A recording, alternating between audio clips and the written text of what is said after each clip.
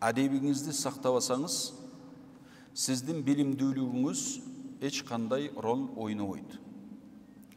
Илгертен данышмандардын арасында, алым уламаларыбыздын арасында тажрыйбадан өткөн ушундай жакшы кеп бар.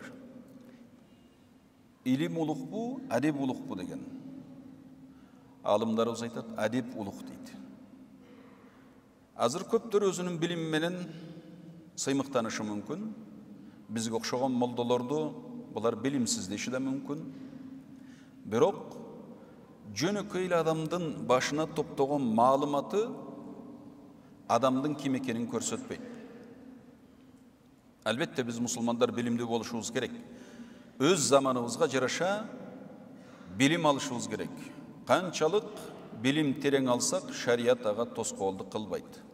Тескерисинче билимди тереңдетүүгө, ар тармактуу болууга, бүтүн дүйнөдөгү мейл ыймандуу болсун, ыймансыз болсун, башка диндеги адамдар болсун, алар менен мамилени чыңдоого, адебиңди бир эле Алла менен сенин гана ортоңдогу адепти эмес, адамдар менен болгон адепти дагы, мусулмандар менен дагы, башка диндеги адамдар менен дагы, ыймандуу ыймансыздар менен да, мал жан менен да, жалпы эле Кудай жараткан жаратылыш менен болгон мусулмандын экөөсүнүн ортосундагы адепке чакырат динибиз.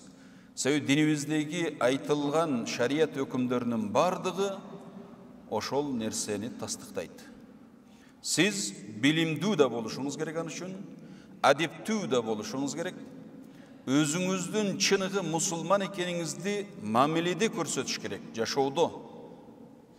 Тек гана ушундай жума намазга келгенде гана адептүү адам болуп, өзүңүздү кычыратып кийинип, таза болуп, көрүнгөндө адамдар менен учурашып, жылмайып эле койбостон, жашооңуз ошондой болсун дейт. Себеби кимдин динди канча кармаганына, адебине жараша амалынын сообу болот экен. Адеби жокко ушундай жума күндө жанагынча айтылган сооптон куру калгандар да болот экен.